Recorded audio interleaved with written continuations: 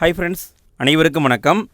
6ஆம் வகுப்பு புதிய சமச்சீர் புத்தகம் தமிழ் புத்தகம் அதில் இருக்கிற 8வது இயல் பகுதியிலேருந்து இன்றைக்கி லைன் பை லைன் கொஷின் பார்க்க போகிறோம்.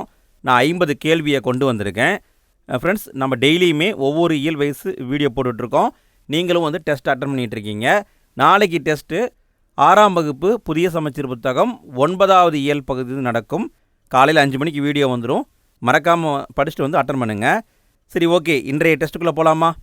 ஃபஸ்ட்டு நம்ம பார்க்க போகிறது பராபர கன்னி. ஃபஸ்ட்டு வினா பாருங்கள்.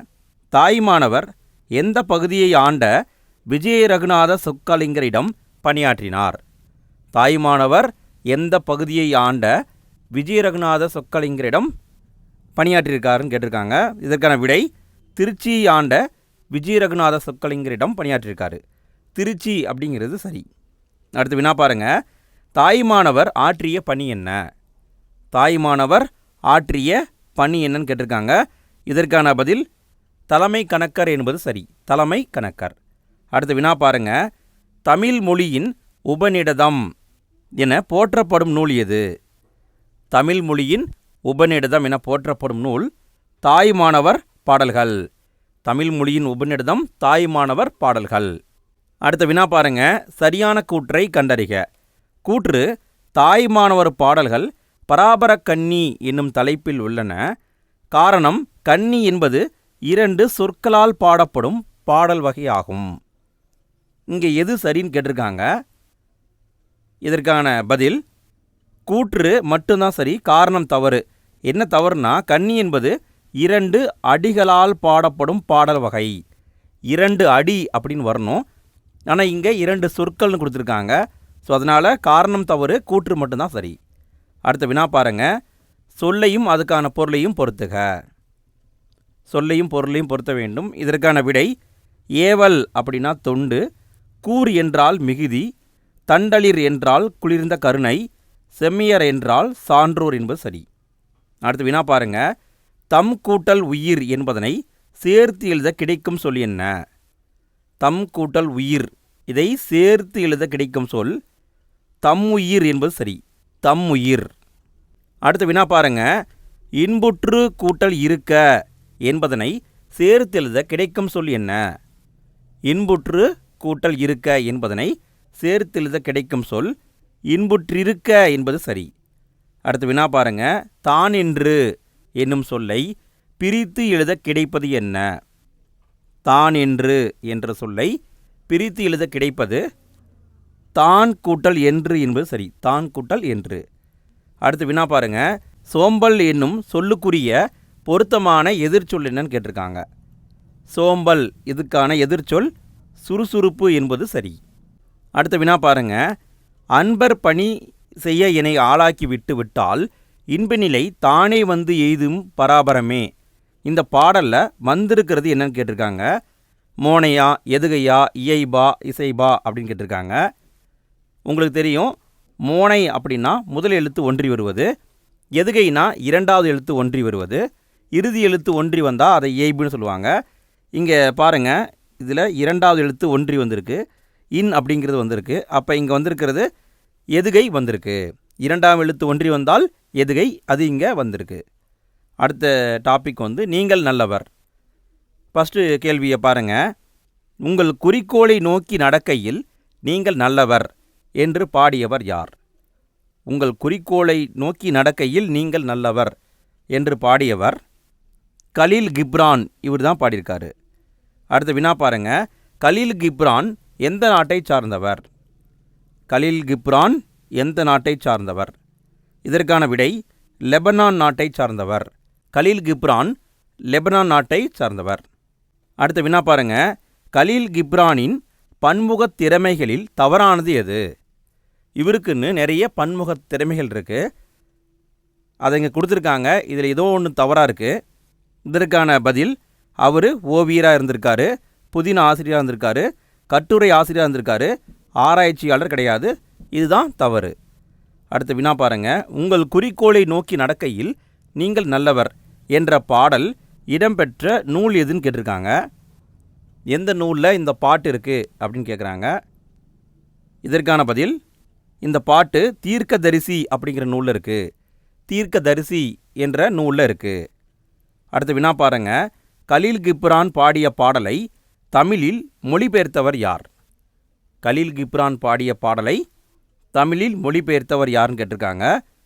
இதற்கான பதில் புவியரசு. இவர் தான் மொழிபெயர்த்திருப்பார், புவியரசு. அடுத்த வினா பாருங்க, இது வந்து புக் பே கொஷினுங்க. பரிசு பெறும் பொழுது நம் மனநிலை டேஸாக இருக்கும், என்னவாக இருக்கும் அப்படிங்கிறது கேட்டிருக்காங்க.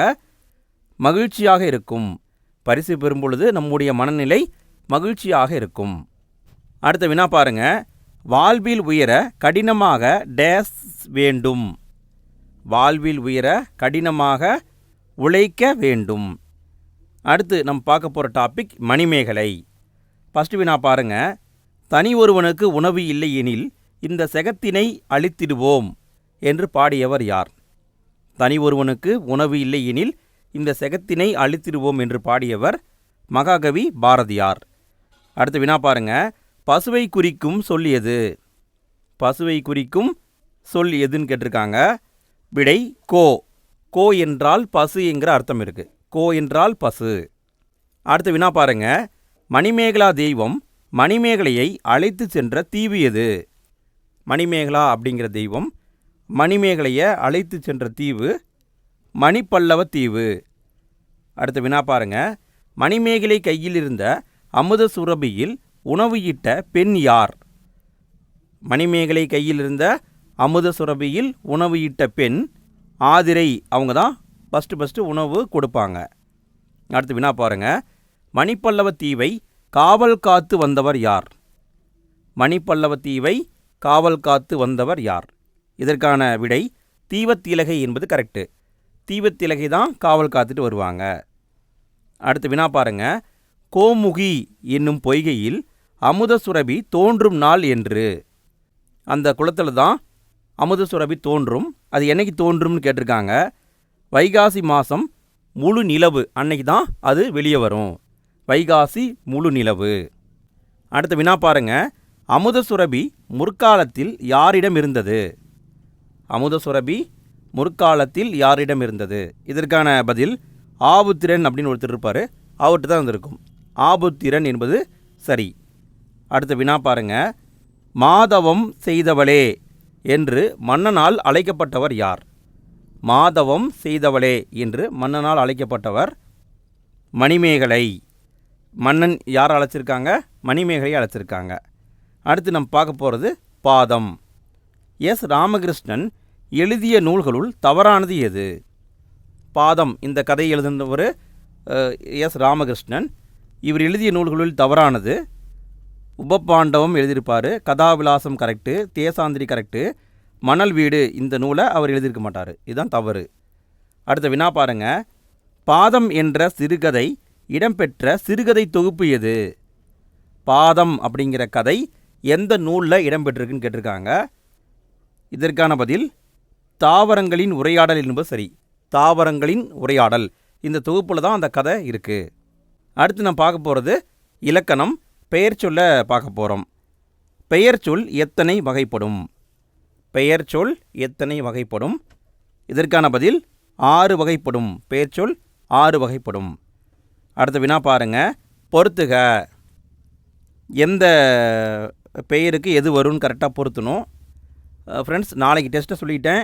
6ஆம் வகுப்பு புதிய சமச்சீர் புத்தகம் தமிழ் புத்தகம் இயல் 9 பகுதியிலேருந்து தேர்வு நடக்கும். கரெக்டாக ஷார்ப்பாக 5 மணிக்கு வீடியோ வந்துடும்.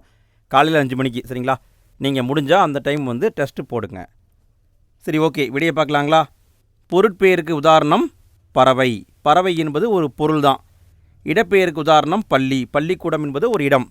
சினை பெயர், சினைனா உறுப்பு, உறுப்புக்கு உதாரணம் கண்ணு. தொழில் பெயர் என்னன்னா தொழிலை குறிக்கும் பெயர். நடித்தல் என்பது சரி. அடுத்த வினா பாருங்க, கீழ்கண்டவைகளில் தவறானது எது? கீழே இருக்கிற 4 ஆப்ஷனில் எது தவறுன்னு கண்டுபிடிக்கணும். அதாவது எப்படி கண்டுபிடிக்கணும்னா பொருள் பெயர், இடப்பெயர், காலப்பெயர், இப்படி அதை வச்சு கண்டுபிடிக்கணும். இதற்கான விடை மரம் என்பது ஒரு பொருளை குறிக்கும் பெயர். நாற்காலி அதுவும் பொருளை குறிக்கும் பெயர். செடி அப்படிங்கிறதும் பொருளை குறிக்கும் பெயர். பூங்கா அப்படிங்கிறது ஒரு இடத்தை குறிக்கும் பெயர். ஸோ இது வந்து பார்த்திங்கன்னா இடப்பெயர். இது மட்டும்தான் மாறுபட்டு வந்திருக்கு. அடுத்த வினா பாருங்க, கீழ்கண்டவைகளில் தவறானது எது? அதே மாதிரி தான் இதையும் கண்டுபிடிக்கணும். விடையை பார்க்கலாங்களா? கண் என்பது உறுப்பை குறிக்கக்கூடியது, சினைப்பெயர். இலை அப்படிங்கிறதும் உறுப்பை குறிக்கக்கூடியது, கிளை அப்படிங்கிறதும் உறுப்பை குறிக்கக்கூடியது. சதுரம் என்பது பண்பு பெயர், இது ஒரு பண்பை குறிக்கக்கூடியது, அதனால் பண்பு பெயர். அப்போ விடை சதுரம் என்பது தான் பொருந்தாதது. அடுத்த வினா பாருங்க, சரியானதை கண்டறிக. கருவேலங்காடு என்பது எந்த வகையான பெயர்? கருவேலங்காடு. இதற்கான பதில் இடுகுறி பெயர், அதுலேயும் குறிப்பாக இடுகுறி சிறப்பு பெயர். அடுத்த வினா பாருங்க, சரியானதை கண்டறிக. மா. மா என்பது என்னன்னு கேட்டிருக்காங்க. இதுவும் இடுகுறி சிறப்பு பெயர். மா என்றால் மரங்களில் பர்டிகுலரான மரத்தை மட்டும் குறிக்குது. அடுத்த வினா பாருங்க, பொருளின் உறுப்பை குறிக்கும் பெயர் என்ன? பொருளுடைய உறுப்பை மட்டும் குறிக்கும் பெயர் சினைப்பெயர். சினைப்பெயர். அடுத்த வினா பாருங்க, சரியானதை கண்டறிக. பறவை என்பது எவ்வகையான பெயர்னு கேட்டிருக்காங்க. பறவை என்பது காரண பொதுப்பெயர்.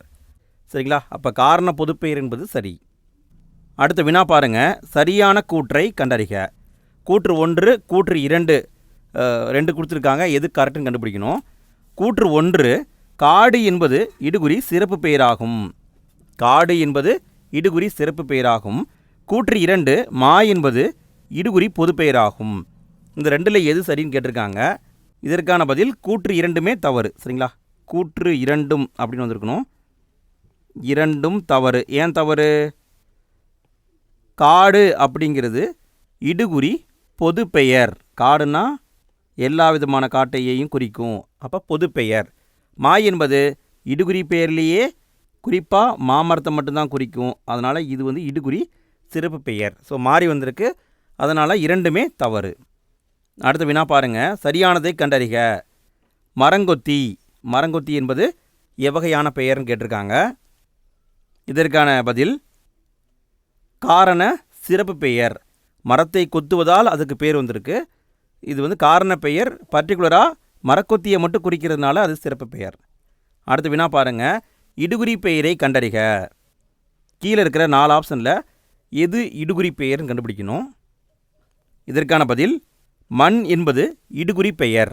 மண் என்பது இடுகுறி பெயர். அடுத்த வினா பாருங்க, காரண பெயரை கண்டறிக. கீழே இருக்கிற 4 ஆப்ஷனில் எது காரண பெயர்னு கண்டுபிடிக்கணும். இதற்கான பதில் வளையல் என்பது காரண பெயர்.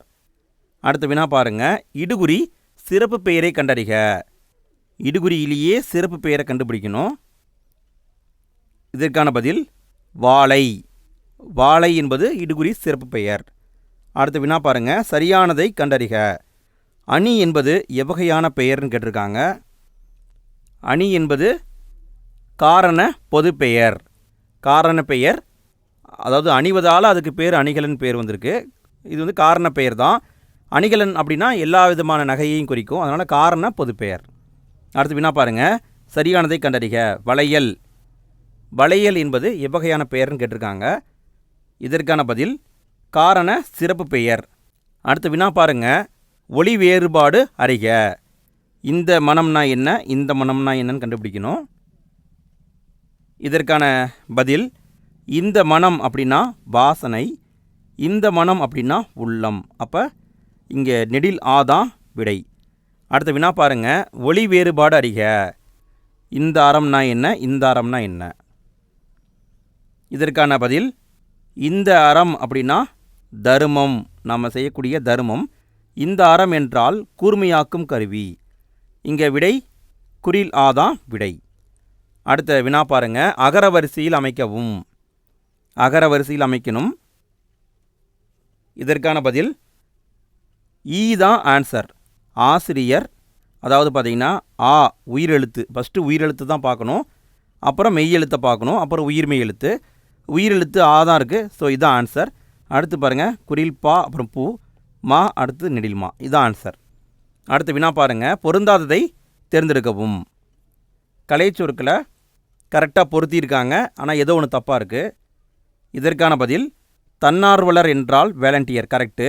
இளம் செஞ்சிலுவை சங்கம்னா ஜூனியர் ரெட் கிராஸ், கரெக்டு. சார்ண சார்ணியர் என்றால் ஸ்கவுட்ஸ் அண்டு கைட்ஸ் கரெக்டு. அறக்கட்டளைன்னா சோசியல் ஒர்க்கர் கிடையாது, தவறு. சரிங்களா, சோசியல் ஒர்க்கர் வராது. ஸோ இதுதான் தவறு. அடுத்து நம்ம பார்க்க போகிறது திருக்குறள்.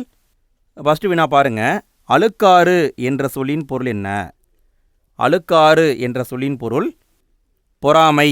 அழுக்காறு என்றால் பொறாமை. அடுத்த வினா பாருங்க. எந்த நான்கும் இல்லாமல் வாழ்வதே சிறந்த அறம் என திருவள்ளுவர் கூறுகிறார். எந்த நான்கும் இல்லாமல் வாழ்வது தான் சிறந்த அறம் என்று திருவள்ளுவர் கூறுகிறார். இதற்கான பதில் குறில் ஆதான் ஆன்சர். பொறாமை, பேராசை, சினம், கடுஞ்சொல், இந்த நான்கும் இல்லாமல் வாழ்வது தான் சிறந்த அறம் அப்படின்னு திருவள்ளுவர் சொல்கிறாரு.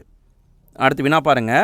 திருவள்ளுவர் கூற்றுப்படி அறநூல்களுள் கூறப்படும் அறங்களில் சிறந்தது என்ன? திருவள்ளுவருடைய கூற்றுப்படி அறநூல்களில் சிறந்த அறம் சொல்லப்பட்டிருக்கிற சிறந்த அறம் கொல்லாமை என்பது சரி. கொல்லாமையை தான் சொல்லியிருக்காங்க. அடுத்த வினா பாருங்க. ஏழைகளுக்கு உதவி செய்வதே டேஸ் ஆகும். ஏழைகளுக்கு உதவி செய்வது ஈகை எனப்படும். ஈகை. அடுத்த வினா பாருங்க. பிற உயிர்களின் எதை கண்டு வருந்துவதே அறிவின் பயனாகும். இதற்கான விடை துன்பத்தை கண்டு வருந்துவதே அறிவின் பயனாகும். கடைசி கேள்விங்க, 52வது கேள்வி. ஃப்ரெண்ட்ஸ், நாளைக்கு டெஸ்ட்டுக்கு படிச்சுட்டு வந்துடுங்க. காலைல 5 மணிக்கு ஷார்ப்பாக வீடியோ வந்துடும். 9வது இயல்லேருந்து படிச்சுட்டு வந்துடுங்க. சரி, கடைசி கேள்வியை பாருங்கள். உள்ளத்தில் டேஸ் இல்லாமல் இருப்பதே சிறந்தாரமாகும். இதற்கான பதில் உள்ளத்தில் குற்றமில்லாமல் இருப்பதே சிறந்தாரமாகும். அவ்வளோதான் நண்பா, இந்த வீடியோ முடிஞ்சது. 52 கேள்வியில் உங்களுக்கு எத்தனை கேள்விக்கு ஆன்சர் தெரிஞ்சது அப்படிங்கிறத மறக்காமல் கமெண்ட்டில் போட்டுவிடுங்க. நாளைய வீடியோக்கான லிங்க்கு ஃபஸ்ட்டு கமெண்ட்லேயும் எண்டு ஸ்க்ரீன்லையும் இருக்குது, அதையும் பார்த்துருங்க. அடுத்த வீடியோவில் நம்ம மீண்டும் சந்திப்போம். தேங்க்யூ.